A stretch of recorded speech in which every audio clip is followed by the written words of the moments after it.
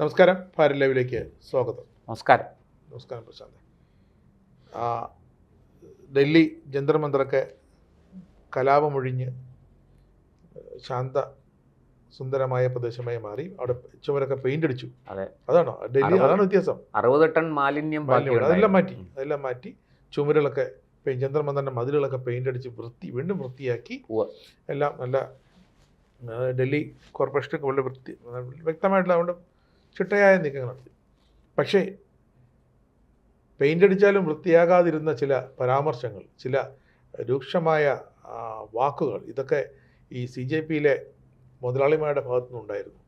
കാരണം അങ്ങനെ തന്നെ വിളിക്കണം. കാരണം ഈ ദിപ്കെ അല്ലെങ്കിൽ അവരുടെ വക്താക്കൾ ഇവരൊക്കെ വളരെ നിശ്ചിതമായ വിമർശനമല്ല, വാക്കുകൾ കൊണ്ടുള്ള ആക്രമണമാണ് പ്രധാനമന്ത്രി നരേന്ദ്രമോദി. വെർബൽ ഡയറിയ, അതായത് എന്തും വിളിച്ച് പറയാമെന്നുള്ള, എനിക്ക് അവകാശപ്പെട്ടാണ് എനിക്ക് അടുത്ത വീട്ടുകാരൻ്റെ ഒരിടത്ത് ചെന്നിട്ട് ഇതെൻ്റെതാണ്, എൻ്റെ വീടിനോട് ചേർന്ന് പറഞ്ഞ ആ ഒരു ലാംഗ്വേജ് വളരെ മാന്യമായിട്ട് പറയാം. അടുത്ത ഒരാളിന്റെ പുരയിടത്തിൽ കയറി ഇരുന്ന് വിസർജിക്കുക, എന്നിട്ട് അതിനെ ന്യായീകരിക്കുക. അങ്ങനെ പ്രധാനമന്ത്രിക്കെതിരെ നടത്തിയ രൂക്ഷമായ ആക്രമണങ്ങൾ. എന്തിന്? നമ്മുടെ രഞ്ജിനി ഹരിദാസിന്റെ മേക്കപ്പ് ട്രാൻസ്ജെൻഡർ വരെ നടത്തിയത്. അവസ്ഥ രഞ്ജിനി ഇപ്പം മാപ്പ് പറഞ്ഞുകൊണ്ടിരിക്കുക. ഇത്രയും പറഞ്ഞിട്ട് അവര് പോയി. നോയിഡയിലൊക്കെ കണ്ടില്ലേ, ഇപ്പൊ അനുഭവിക്കുന്ന ഞാനാണ്. അവര് പോയി, എൻ്റെ ഫെയിം പോയി, എൻ്റെ ഇത് പോയി. രഞ്ജിനി എന്തോ കണ്ടിട്ടാണ് ചാടി ഇറങ്ങി ഇവരെ കൊണ്ട് പറയിപ്പിച്ചത്. എവിടുന്ന് കിട്ടി? യൂട്യൂബിൽ നിന്ന് കിട്ടി. ഞാനൊരു സോഷ്യൽ മീഡിയ കണ്ടപ്പോൾ കിട്ടി. അങ്ങനെ കമൻ്റ് അടിച്ചതാണ്. അപ്പോൾ അവർ പറഞ്ഞു, ഞാൻ എന്തൊക്കെ പറയുന്നുണ്ട് അതൊന്നും നിനക്ക് വിശ്വസിക്കാൻ വയ്യില്ല, പിന്നെയാണോ നീ സോഷ്യൽ മീഡിയ കണ്ട് വേറൊരു കണ്ടന്റ് നീ വിശ്വസിച്ച് ഇങ്ങനെയൊക്കെ പറയുന്നത് പറഞ്ഞാൽ അവർ കാരണം പുലിവാലായിരിക്കുകയാണ്. പക്ഷേ രഞ്ജിനിയോടല്ല പ്രധാനമന്ത്രി പറഞ്ഞത്. പ്രധാനമന്ത്രി പക്ഷേ ഈ കുട്ടികളോടൊക്കെ അല്ലേ, അധിക്ഷേപങ്ങളോടൊക്കെ കുട്ടികളോട് ക്ഷമിച്ചിരിക്കുന്നു അല്ലേ. അദ്ദേഹത്തിൻ്റെ ഇൻസ്റ്റാഗ്രാം വീഡിയോയിൽ വീണ്ടും വ്യക്തമാക്കുകയാണ്. ശരിക്കും അതിൻ്റെ ഒരു ആവശ്യമുണ്ടോ? അങ്ങനെ ഒരു ക്ഷമാപണത്തിൻ്റെ ആവശ്യമുണ്ടോ? അല്ല, ഈ പൊതുവെ നരേന്ദ്രമോദി ഇപ്പം കഴിഞ്ഞ ദിവസം ഏഷ്യാനെറ്റ് ഒരു ചർച്ച നടത്തി. മോദിയുടെ ക്ഷമ ഇരവാദമോ എന്ന് പറഞ്ഞു. വിനുവാണ് ആ ചർച്ച നയിച്ചത്. പക്ഷേ ആ ചർച്ചയിൽ അവർ മുതിർന്ന മാധ്യമപ്രവർത്തകൻ, ഡൽഹി ബേസ്ഡ് മാധ്യമപ്രവർത്തകൻ, മലയാളി കൂടിയായ രാജേഷ് രാമേന്ദ്രനെ ചർച്ചയ്ക്ക് ക്ഷണിച്ചിരുന്നു. ചർച്ചയിലേക്ക് ആ ചർച്ചയിൽ രാജേഷ് രാമേന്ദ്രൻ പറഞ്ഞ വാക്കുകൾ കേട്ട് വിനു മാത്രമല്ല ഏഷ്യാനെറ്റ് മൊത്തത്തിൽ തകർന്നുപോയി. കാരണം അവർക്ക് ഇതിനേക്കാൾ വലിയൊരു അടി ജീവിതത്തിൽ കിട്ടാനില്ല. ഇവർ വിചാരിച്ചത് പിന്നെ ഈ മോദിയുടെ ഒരു ഫേക്ക് പേഴ്സണാലിറ്റി ഉണ്ടല്ലോ, മോദി ഒരു ഫേക്ക് പേഴ്സണാലിറ്റിയാണ് മോദി ബിൽഡ് ചെയ്ത് വെച്ചിരിക്കണമെന്നാണ് ഇവർ ഏഷ്യാനെറ്റ് വിശ്വസിക്കുകയും പറയുകയും പ്രചരിപ്പിക്കുകയും ചെയ്തുകൊണ്ടിരിക്കുന്നത്. അത് പിന്നെ നമുക്ക് കുറ്റം പറയാൻ പറ്റില്ല. കാരണം മഞ്ഞപ്പിത്തം ഉള്ളവന് കാണുന്നതെല്ലാം മഞ്ഞയായിട്ട് തോന്നും. അവരിത്ര കാലവും കണ്ടിരിക്കുന്ന അതാണ് ഫേക്ക്. അവരുടെ മുതലാളി ഉൾപ്പെടെയുള്ള ആൾക്കാർ അങ്ങനെ ആയിരിക്കും, നമുക്കറിയില്ല. പക്ഷേ ഈ മാധ്യമപ്രവർത്തകരെല്ലാം, ഈ ഏഷ്യാനെറ്റിലെ മാധ്യമപ്രവർത്തകർ പൊതുവെ അവർ കണ്ടു വന്നിരിക്കുന്നത് കേരളത്തിൽ, അവർ പരിചയിച്ചത് കേരളത്തിലെ ഈ ഫേക്ക് പേഴ്സണാലിറ്റികളെയാണ്. അതുകൊണ്ട് അവർക്ക് നരേന്ദ്രമോദിയും തോന്നും ഫേക്ക് പേഴ്സണാലിറ്റിയായിട്ട്. പക്ഷേ പിന്നെ ആ ചർച്ച, അതുകൊണ്ട് തന്നെ മോദിയുടെ ക്ഷമ ഇരവാദമോ എന്നും പറഞ്ഞൊരു ചർച്ച നടത്താൻ ഏഷ്യാനെറ്റ് ചാടി ഇറങ്ങിയത് തന്നെ അതുകൊണ്ടാണ്. കാരണം ഈ മോദി എന്ന് പറഞ്ഞ മാങ്ങയുള്ള മാവിലല്ലേ എറിയുള്ളൂ, പിള്ളേർ കല്ലെറിയുന്നത് അതിലേക്കല്ലേ എറിയുള്ളൂ. ഒരു കണ്ണിമാങ്ങയെങ്കിലും വേണ്ടേ? ഒരു കണ്ണിമാങ്ങ പോലും ഇല്ലാത്ത മാവിൽ ആരെങ്കിലും കല്ലെറിയോ? ഈ രാഹുൽ ഗാന്ധിയെ കല്ലെറിഞ്ഞിട്ട് വല്ലതും കിട്ടാനുണ്ടോ? ഇല്ല. പ്രിയങ്ക ഗാന്ധിയെ കല്ലെറിഞ്ഞിട്ട് വല്ലതും കിട്ടാനുണ്ടോ? സോണിയയെ കല്ലെറിഞ്ഞാൽ വല്ലതും കിട്ടുമോ? ഇന്ന് പ്രതിപക്ഷത്ത് ഇന്ത്യ മുന്നണിയിലിരിക്കുന്ന ആരെങ്കിലും കല്ലെറിഞ്ഞിട്ട് വല്ല കാര്യമുണ്ടോ? ഇല്ല. അപ്പോൾ മോദിയെ കല്ലെറിയുക, അമിത്ഷായെ കല്ലെറിയുക. കാരണം ഈ ചതയിലേ കത്തി ഇറങ്ങുള്ളൂ, അല്ലാതെ എല്ലിൽ കത്തി ഇറങ്ങൂല. സ്കെൽട്ടൻ ആണെങ്കിൽ കത്തി ഇറങ്ങത്തില്ല. കത്തി ഇറങ്ങണമെങ്കിൽ ചത വേണം. ഇതൊരു പഴഞ്ചൊല്ലാണ്. ഇനി നമ്മൾ ആരെങ്കിലും കുത്താൻ പ്രേരിപ്പിച്ചു പറഞ്ഞ് കേസെടുക്കാൻ കൂടിയുണ്ട്. നമ്മളിങ്ങനെ ഈ മരത്തോടും കല്ലിനോടും ഒന്നും ഭേദം ഒതിയിട്ട് കാര്യമില്ല. ജീവനുള്ള ഒരു പ്രതികരിക്കുന്ന ഒരു വ്യക്തിത്വത്തോട് നമ്മൾ എന്തെങ്കിലും പറഞ്ഞാലേ അവർ തിരിച്ച് പ്രതികരിക്കുകയുള്ളൂ. അതുകൊണ്ടാണ് അവർ അങ്ങനെ നമുക്ക് നിസ്സാരവൽക്കരിക്കാൻ പറ്റില്ല. ഞാൻ കുറച്ചുകൂടെ ആഴത്തിലേക്ക് പോകുമ്പോൾ അത് മനസ്സിലാവും. അതായത് ഈ രാജേഷ് രാമേന്ദ്രൻ വളരെ സത്യം പറഞ്ഞാൽ മൃഗീയമായി ആക്രമിക്കുകയായിരുന്നു. ഈ സമരത്തിൽ പങ്കെടുത്ത ആൾക്കാരുടെ ഗുണഗണങ്ങളെക്കുറിച്ച് പറഞ്ഞുകൊണ്ട് വിനുവിനെ എങ്ങനെയെങ്കിലും ചർച്ച നിർത്തിയാൽ മതി എന്നായിപ്പോയി. അതായത് മലന്ന് കിടന്നിങ്ങനെ നിരന്തരം തുപ്പിക്കൊണ്ടിരിക്കുന്ന ഒരു അവസ്ഥയായിപ്പോയി വിനു. കഴിച്ചിട്ടിറക്കാനും വയ്യ, മധുരിച്ചിട്ട് തുപ്പാനും. പരസ്യമുള്ളല്ലേ, 1 മണിക്കൂർ കൊണ്ടുപോകണ്ടേ? നീ എന്ത് ചെയ്താലും ഇറങ്ങിപ്പോയാലും 1 മണിക്കൂർ ഓടിക്കൊണ്ടേയിരിക്കണം. പരസ്യമുണ്ട്, ബ്രാൻഡഡ് ആണ്. അപ്പോൾ ഇവിടെ അതാണ് ഇത് കണ്ടുകൊണ്ടിരിക്കുന്ന ആൾക്കാർക്ക് ഞാൻ പറയുന്നത്, ഈ കാശുണ്ടാക്കാൻ വേണ്ടിയിട്ട് എന്ത് വൃത്തികേടും ചെയ്യരുത്. TRP റേറ്റിങ്ങിൽ ഒന്നാമതെത്താൻ വേണ്ടിയിട്ട് എന്ത് തല്ലിപ്പൊളിത്തരവും കാണിക്കരുത്. മാധ്യമപ്രവർത്തനമാണ്, ജനങ്ങളോടൊരു പ്രതിബദ്ധതയുണ്ട്, അത് പാലിക്കണം. അതാണ് അവരോട് പറയാനുള്ളത്. രണ്ടാമത്, BJP തെറ്റ് ചെയ്താൽ അത് തെറ്റാണ്, ഒരു സംശയവുമില്ല. അത് തെറ്റാണെന്ന് പറയാനുള്ള ധൈര്യം നമുക്ക് വേണം. ഇല്ലേ പിന്നെ ഈ പണിക്ക് പോകരുത്. ഇവിടെ ഇപ്പോൾ താങ്കൾ ചോദിച്ച ചോദ്യത്തിലേക്ക് വരാം. ഞാൻ അതിൻ്റെ പശ്ചാത്തലമായിട്ട് ഇത് പറഞ്ഞതേ ഉള്ളൂ. ഈ കോക്രോച്ച് പാർട്ടിയും അവർ നടത്തിയ സമരവും ആ സമരത്തിൽ അവരുപയോഗിച്ച പദാവലികളും അത്ര മ്ലേച്ഛമായ, അത്ര വൃത്തികെട്ട, ഒന്ന് ആലോചിച്ച് നോക്കൂ. ഒരു രാഷ്ട്രീയ എതിരാളി, എൻ്റെ രാഷ്ട്രീയ എതിരാളിയാണ് എന്ന് പറഞ്ഞ ആ എതിരാളിയുടെ അമ്മയെ ബലാത്സംഗം ചെയ്യണമെന്ന് വരെ പറയുക, മരിച്ചുപോയ അമ്മയെ. ഒന്ന് ആലോചിച്ച് നോക്കൂ. എത്ര മ്ലേച്ഛമാണ്, എത്ര വൃത്തികെട്ടതാണ്, എത്ര അറപ്പും വെറുപ്പും ഉളവാക്കുന്നതാണ് അങ്ങനത്തെ പറച്ചില്ല. ആ പറയുന്ന വ്യക്തിയെ ഒരു തരത്തിലും ന്യായീകരിക്കാൻ പറ്റത്തില്ല. അവരെ ഒരിക്കലും കൂട്ടത്തിൽ കൂട്ടരുത്, അവരെ അടിച്ച് ഒറ്റപ്പെടുത്തണം. രാജേഷ് എന്താ പറഞ്ഞു? രാജേഷ് പറഞ്ഞത് അതാണ്. ഇതൊക്കെ എന്ത് തരം രാഷ്ട്രീയ പ്രവർത്തനമാണ് എന്നാണ് രാജേഷ് രാമേന്ദ്രൻ ചോദിച്ചത്. എനിക്ക് അദ്ദേഹത്തെ വ്യക്തിപരമായിട്ട് അറിയില്ല. ആ ചർച്ചയിൽ അദ്ദേഹം ഉന്നയിച്ച കാര്യങ്ങൾക്ക് വളരെ പ്രസക്തിയുണ്ട്, അത് നമുക്ക് പറയാതിരിക്കാൻ കഴിയില്ല. അതിൻ്റെ മറുവശമാണ് ഞാൻ പറയാൻ വന്നത്. ഇവിടെ നരേന്ദ്രമോദി ഇങ്ങോട്ട് വന്നിട്ട് പിന്നെ എല്ലാവരും കുട്ടികളാണ്, അതുകൊണ്ട് അവർക്ക് മാപ്പ് കൊടുക്കണം. ഏത് കുട്ടികൾ?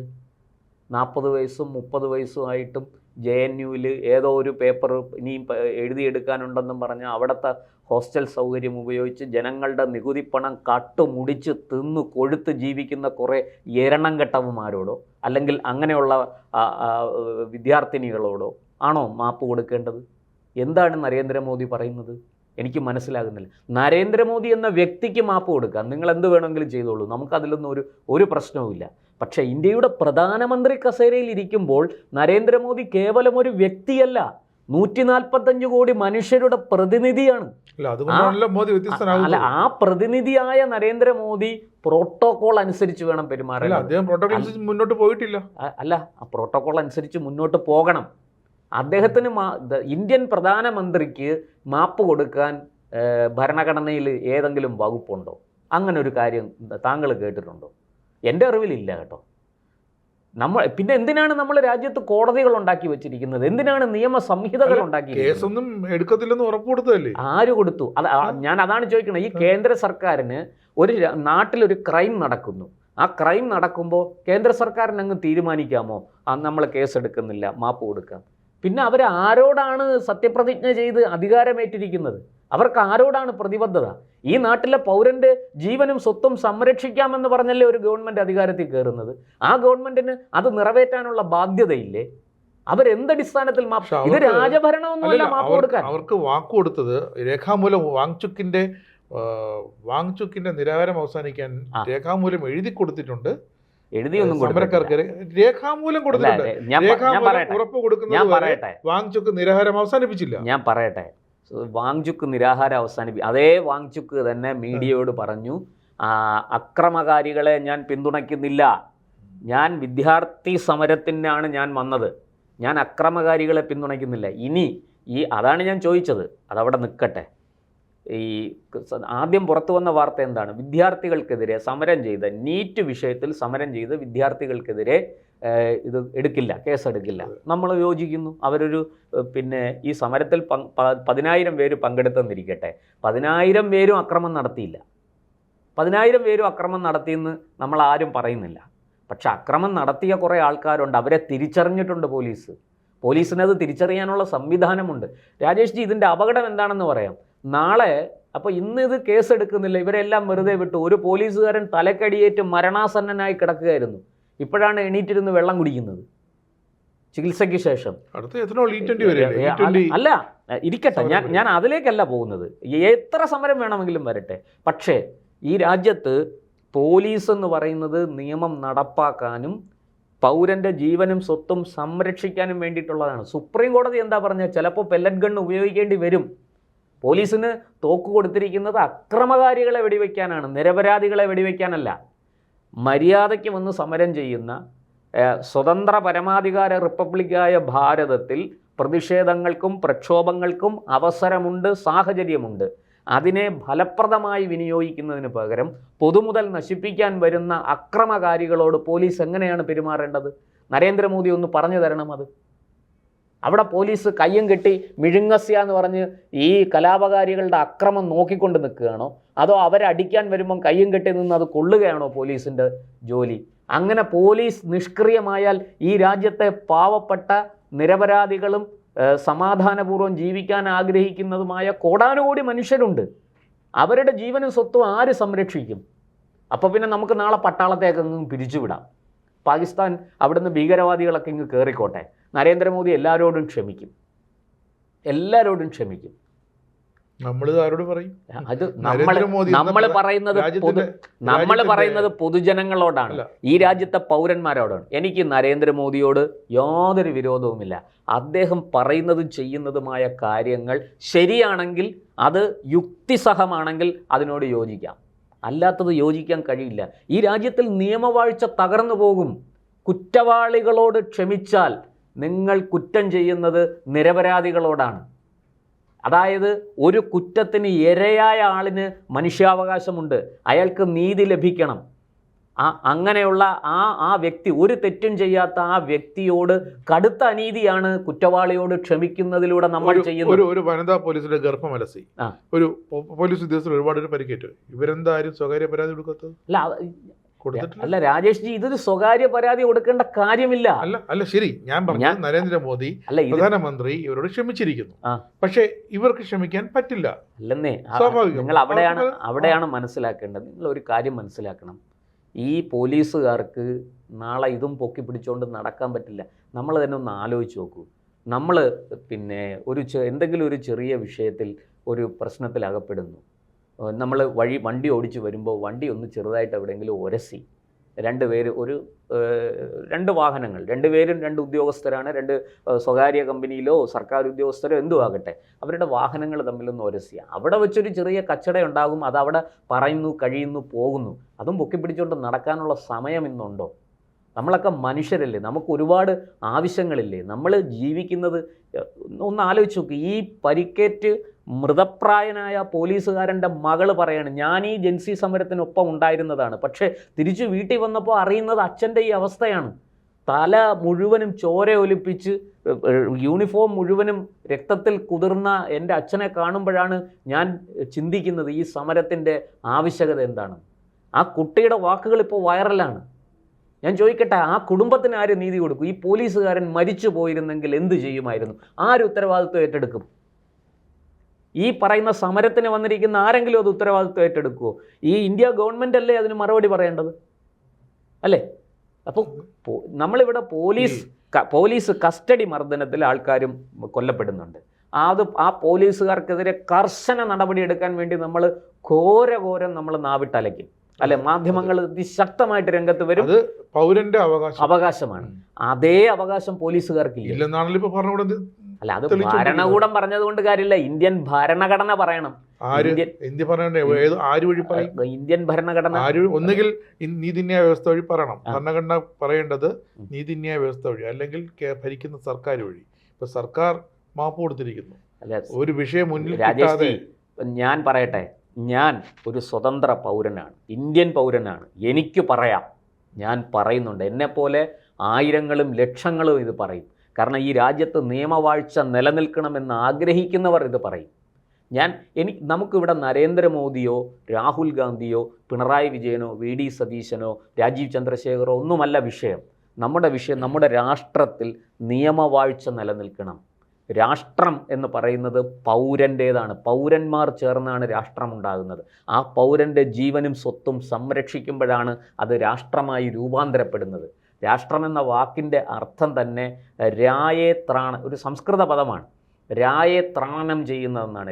എന്ന് വെച്ചാൽ ധനം, ജീവൻ, ഐശ്വര്യം, സ്വത്ത്, പണം, ഇങ്ങനെയൊക്കെയുള്ള എല്ലാം നമ്മുടെ സ്ഥാവര ജംഗമ വസ്തുവകകളെല്ലാം അതിൽപ്പെടും. അതിനെല്ലാം സംരക്ഷിക്കുന്നു. ഇപ്പോൾ എനിക്ക് ഒരു വാഹനമുണ്ട്, അതെൻ്റെ സ്വത്താണ്. എനിക്ക് ഒരു വീടുണ്ട്, അതെൻ്റെ സ്വത്താണ്, അല്ലേ? അപ്പോൾ ഇതിനെല്ലാം സംരക്ഷിക്കുന്ന ആൾക്കാർ വേണം. ഇതെല്ലാം സംരക്ഷിക്കപ്പെടണം രാഷ്ട്രത്തിൽ. പ്രധാനമന്ത്രി ഈ ഇൻസ്റ്റയിലൂടെ മാപ്പ് നൽകിയത് അത് വേണ്ടായിരുന്നു എന്ന് തീർച്ചയായിട്ടും അതൊരു തെറ്റായ നടപടിയാണ്, ഒരു സംശയവുമില്ല. അത് നരേന്ദ്രമോദി എന്ന വ്യക്തിക്ക് മാപ്പ് നൽകാം, ഞാൻ അത് ചോദ്യം ചെയ്യുന്നില്ല. അതിനുള്ള സ്വാതന്ത്ര്യം അദ്ദേഹത്തിനുണ്ട്. അദ്ദേഹത്തിൻ്റെ പിന്നെ അമ്മയ്ക്ക് പറഞ്ഞവരെയും അച്ഛന് പറഞ്ഞവരെയും ഒക്കെ അദ്ദേഹത്തിന് ക്ഷമിക്കാം. അവർ കുട്ടികളാണ്, അറിവില്ലായ്മ കൊണ്ട് ചെയ്തത്. കുട്ടികളൊന്നും അല്ല പറഞ്ഞ ട്രാൻസ്ജെൻഡറിൻ്റെ പ്രായം നമുക്ക് മനസ്സിലാവും. നമ്മളൊക്കെ അരിയാഹാരം കഴിക്കുന്നവർ തന്നെ. ഈ പറഞ്ഞവരൊന്നും വിദ്യാർത്ഥികളൊന്നുമല്ല. എല്ലാവരും നല്ല തികഞ്ഞ ബോധമുള്ളവർ തന്നെയാണ്. പോട്ടെ, അതൊക്കെ ക്ഷമിക്കുക, അദ്ദേഹത്തിൻ്റെ കാര്യം. എനിക്ക് അതിനകത്ത് അഭിപ്രായമൊന്നും പറയാനില്ല. പക്ഷേ ഇന്ത്യൻ പ്രധാനമന്ത്രിക്ക് അതിനുള്ള റൈറ്റ് ഇല്ല. എങ്കിൽ ഈ രാജ്യത്തെ നിയമവാഴ്ച തകർന്നു പോകും. ഇത് 1947 മുമ്പുള്ള ബ്രിട്ടീഷ് ഭരണമോ അല്ലെങ്കിൽ അതിനു മുമ്പുണ്ടായിരുന്ന നാട്ടുരാജാക്കന്മാരുടെ ഭരണമോ ഒന്നുമല്ല ക്ഷമിക്കാൻ. പ്രിയപ്പെട്ട നരേന്ദ്രമോദിജി ഇത് ചെയ്യരുത് എന്ന് രാജ്യം അഭ്യർത്ഥിക്കുകയാണ്. ഒരു വലിയ, നമ്മൾ സോഷ്യൽ മീഡിയയിൽ നോക്കൂ, ഒരുപാട് ആൾക്കാർ അദ്ദേഹത്തിൻ്റെ ഈ മാപ്പ് കൊടുക്കലിനെതിരെ അതിശക്തമായിട്ട് രംഗത്ത് വന്നിട്ടുണ്ട്. ഇത് ചെയ്യരുത്, അങ്ങേപ്പോലെ ഒരാൾ ഇത് ചെയ്യരുത്, ഈ കുറ്റവാളികളോട് ഒരിക്കലും ക്ഷമിക്കരുത്. ഇവിടെ ഞാൻ പറയുന്നത്, ഇവിടെ ഇപ്പോൾ ആരെയും പിടിച്ച് തൂക്കിക്കൊല്ലാനൊന്നും വിധിക്കില്ലല്ലോ. നിയമവാഴ്ചയുണ്ട്. നിയമപരമായി ഇതിൽ അറസ്റ്റ് ചെയ്യപ്പെട്ട് വിചാരണ നേരിട്ട് തെറ്റ് ചെയ്തെങ്കിൽ ഉചിതമായ ശിക്ഷ കോടതി നൽകട്ടെ. അവിടെ നമ്മളല്ല ശിക്ഷിക്കുന്നത്, കോടതിയാണ് ശിക്ഷിക്കുന്നത്. കോടതിക്കേ അതിനുള്ള അധികാരമുള്ളൂ, കോടതിക്കേ അതിനുള്ള അവകാശമുള്ളൂ. നമുക്കെന്ത് കാര്യം ഒരാളെ ശിക്ഷിക്കാൻ? നമുക്ക് പരാതിപ്പെടാം, ഇത് തെറ്റാണ്, ഇത് ചെയ്തത് അനീതിയാണ്, അതുകൊണ്ട് നമ്മൾ പരാതിക്കാരനാണ്, നമുക്ക് പരാതിപ്പെടാം. അപ്പോൾ കോടതി ആ പരാതി വിശദമായി പരിശോധിച്ച് തെറ്റുകാരാണെങ്കിൽ അവരെ തെറ്റുകാരാണെന്ന് കണ്ടെത്തിയാൽ അവർക്ക് ഉചിതമായ ശിക്ഷ കൊടുക്കട്ടെ. അവരോട് ക്ഷമിക്കാൻ പാടില്ല. ഇനി കോടതിയാണ് പറയുന്നത് അവർ തെറ്റൊന്നും ചെയ്തിട്ടില്ല, അതിനോട് തെളിവില്ല എന്ന് പറഞ്ഞാൽ ഓക്കെ, നമുക്ക് എതിർപ്പൊന്നുമില്ല. തെളിവുണ്ടെങ്കിലേ ഒരാളെ ശിക്ഷിക്കാൻ പറ്റുള്ളൂ. അപ്പോൾ ഇവിടെ ഞാൻ പറയുന്നത് നരേന്ദ്രമോദിയുടെ വിശാല മനസ്സിനെ ഒന്നും കാണാതെ ഒന്നുമല്ല ഞാൻ പറയുന്നത്. അതാണല്ലോ ഏഷ്യാനെറ്റിൻ്റെ ചർച്ച ഞാൻ ആദ്യമേ എടുത്തിട്ടത് അതുകൊണ്ടാണ്. അതായത് നരേന്ദ്രമോദിയുടെ ഈ ക്ഷമ, ഈ മാപ്പ് നൽകൽ ഇരവാദമോ? അപ്പോൾ ഏഷ്യാനെറ്റിന് നരേന്ദ്രമോദിയെ ആക്ഷേപിക്കാം. നരേന്ദ്രമോദി ഇരവാദം പറഞ്ഞുകൊണ്ട് മാപ്പ് നൽകി കൈകഴുകി ശുദ്ധനായിട്ട് ഞാനൊരു പാവമാണേ എന്ന് ഇന്ത്യൻ ജനതയുടെ മുന്നിൽ അഭിനയിക്കുകയാണ് എന്ന് ഏഷ്യാനെറ്റിന് പറയാം, അല്ലേ? നരേന്ദ്രമോദി നേരെ മറിച്ച് നിഷ്പക്ഷമായിട്ടത് വിലയിരുത്തിയിട്ട് നരേന്ദ്രമോദി എന്ന വ്യക്തിക്ക് മാപ്പ് നൽകാൻ വൈയക്തിക സ്വാതന്ത്ര്യമുണ്ട്. പക്ഷേ ഇന്ത്യൻ പ്രധാനമന്ത്രിക്ക് ആ സ്വാതന്ത്ര്യമില്ല. ഇന്ത്യൻ പ്രധാനമന്ത്രി നിയമത്താൽ സ്ഥാപിതമായ ഭരണഘടനയോട് കൂറും സത്യസന്ധതയും പുലർത്താമെന്ന് പറഞ്ഞ് സത്യപ്രതിജ്ഞ ചെയ്ത് അധികാരമേറ്റയാളാണ്. അദ്ദേഹത്തിന് അത് സംരക്ഷിക്കാൻ ബാധ്യതയുണ്ട്. അദ്ദേഹം മാപ്പ് കൊടുക്കാനുള്ള ആളല്ല. മാപ്പ് കൊടുക്കേണ്ടത് കോടതിയാണ്. കോടതിയിൽ വിചാരണ നടക്കട്ടെ, പോലീസ് അന്വേഷിച്ച് കുറ്റവാളികളെ കോടതിക്ക് മുന്നിൽ എത്തിക്കട്ടെ, കോടതിയിൽ വിചാരണ നടത്തി സത്യവും അസത്യവും തെളിയട്ടെ തെളിവുകളുടെ അടിസ്ഥാനത്തിൽ. അവിടെ നമുക്ക് തീരുമാനിക്കാം, അവിടെ കോടതി തീരുമാനിച്ചോളൂ. അല്ലാതെ ഇന്ത്യൻ പ്രധാനമന്ത്രിക്കോ നമ്മൾ ഒരാളിനെ നമ്മൾ മാപ്പല്ല ദയാഹർജിയാണ് കൊടുക്കുന്നത്. ഇന്ത്യൻ പ്രസിഡൻറ്റിന് അല്ലേ ദയാഹർജി, എന്നോട് ദയ കാണിക്കണം, ഞാൻ തെറ്റ് ചെയ്തു പോയി, എന്നെ വധശിക്ഷയ്ക്ക് വിധിച്ചു, സെഷൻസ് വിധിച്ചു, അത് ഹൈക്കോടതി ശരിവെച്ചു, ഞാൻ അപ്പീൽ കൊടുത്തു, അപ്പീൽ തള്ളി, ഞാൻ സുപ്രീം കോടതി പോയി, ആ അപ്പീലും തള്ളി, എനിക്കിതാ എൻ്റെ വധശിക്ഷ സുപ്രീം കോടതി വരെ ശരിവച്ചിരിക്കുന്നു, എന്നോട് ദയ കാണിക്കണം, ഞാനൊരു മനുഷ്യനാണ്, ചെയ്ത തെറ്റിൽ ഞാൻ പശ്ചാത്തപിക്കുന്നു എന്ന് പറഞ്ഞ് പ്രസിഡൻറ്റിന് ദയാഹർജിയാണ് കൊടുക്കണം, മാപ്പപേക്ഷയല്ല കൊടുക്കുന്നത്. ഇന്ത്യൻ പ്രസിഡൻറ്റിന് പോലും അങ്ങനെ മാപ്പ് കൊടുക്കാൻ, ഒരു കുറ്റത്തിനും മാപ്പ് കൊടുക്കാൻ കഴിയില്ല. നമ്മുടെ നിയമവ്യവസ്ഥ അതാണ്, നമ്മുടെ നിയമസംഹിതകൾ പഠിപ്പിക്കുന്നത് അതാണ്. തെറ്റ് ചെയ്തോ അതിന് ശിക്ഷ കിട്ടണം.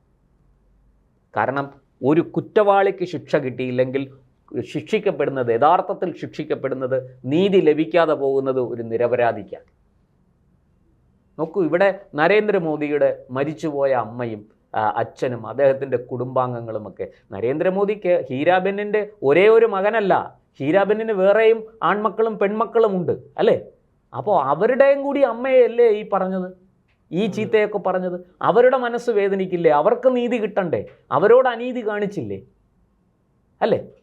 അപ്പോൾ അത് തീർച്ചയായിട്ടും അപ്പോൾ ഒരു നിരപരാധിക്ക് നീതി കിട്ടേണ്ടിടത്ത് നീതി കിട്ടാതെ പോകുന്നു.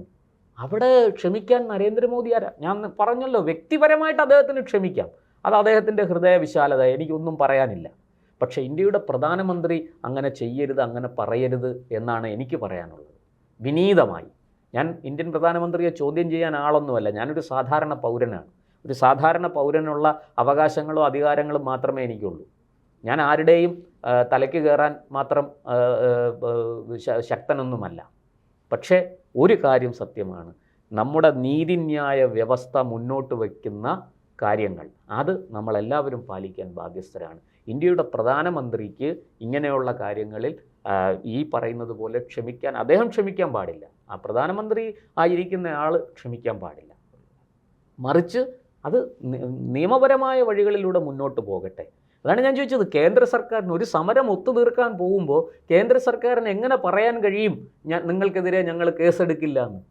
അതാണ് സുപ്രീം കോടതിയിൽ ചെന്നപ്പോൾ സുപ്രീം കോടതി എന്താ പറഞ്ഞത്? ഒരു സ്വതന്ത്ര അന്വേഷണ കമ്മീഷനെ നിയോഗിക്കുമെന്നാണ് സുപ്രീം കോടതി പറഞ്ഞത് അല്ലേ? അപ്പോൾ ആ സുപ്രീം കോടതിക്കും മേളിൽ കയറുക ആര്? ഇന്ത്യയുടെ പ്രധാനമന്ത്രിയോ ഇന്ത്യയുടെ പ്രസിഡന്റോ ഇന്ത്യയുടെ നിയമമന്ത്രിയോ ഒന്നുമല്ല. ഒരു സമരം ചെയ്യാൻ വന്ന ഒരു ഊച്ചാളി, അങ്ങനെയാണ് പറയേണ്ടത്, ഒരു ഊച്ചാളി സമരം ചെയ്യാൻ വന്ന ഒരു ഊച്ചാളി അവൻ പറയുകയാണ് ഈ സുപ്രീം കോടതിയെ അംഗീകരിക്കില്ല എന്ന്. നോക്കൂ, വേറെ ഏതെങ്കിലും ഒരു രാജ്യത്ത് ഇത് നടക്കുമോ? നമ്മുടെ പരമോന്നത നീതിപീഠത്തെ അംഗീകരിക്കില്ല എന്ന് പറയാൻ ഉള്ള ധൈര്യം ഇവൻ എവിടുന്ന് കിട്ടി? ആര് കൊടുത്തു? പണത്തിൻ്റെ തിമിരിലാണോ? പണം കൊടുത്ത് ഈ രാജ്യത്തെ നിയമത്തെ വിലയ്ക്ക് വാങ്ങാമെന്നാണോ വിചാരിച്ചിരിക്കുന്നത്? അപ്പോൾ എത്ര നികൃഷ്ടവും നിന്ദ്യവുമായിട്ടാണ് ഇവർ ഇന്ത്യൻ ഭരണഘടനയെ കാണുന്നത്, ഇന്ത്യൻ നീതിന്യായ വ്യവസ്ഥയെ കാണുന്നത്, പരമോന്നത നീതിപീഠത്തെ കാണുന്നത്.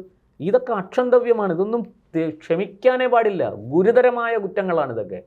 ഇത് ഇന്ന് ഒരാൾ പറഞ്ഞു, നാളെ ഇത് 10 പേര് പറയും, മറ്റന്നാൾ 100 പേര് പറയും, അതിൻ്റെ അടുത്ത ദിവസം 1000 പേര് പറയും. ഈ രാജ്യം അരാജകത്വത്തിലേക്ക് പോകും.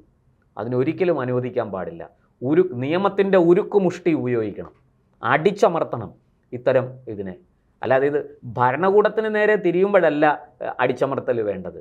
ഇതുപോലെയുള്ള കാര്യങ്ങളിലാണ് നമ്മുടെ നിയമസംഹിതയെ വെല്ലുവിളിക്കുമ്പോൾ, നമ്മുടെ നീതിന്യായ വ്യവസ്ഥയെ അധിക്ഷേപിക്കുമ്പോൾ, നമ്മുടെ പരമോന്നത നീതിപീഠത്തെ തന്നെ അപമാനിക്കുമ്പോൾ അവിടെ കയ്യും കെട്ടി നോക്കിയിരിക്കരുത് സർക്കാരും ഭരണകൂടവും.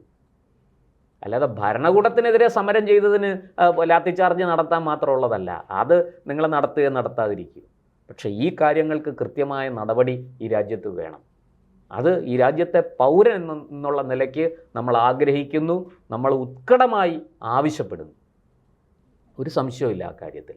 അതുകൊണ്ട് കുറ്റവാളികളോട് ക്ഷമിക്കരുത്. കുറ്റവാളികളോട് ക്ഷമിക്കുന്നത് നിരപരാധികളോടുള്ള നീതികേടാണ്, അവരോടുള്ള അനീതിയാണ്. അതുകൊണ്ട് ഒരു കുറ്റവാളികളോടും ക്ഷമിക്കരുത്.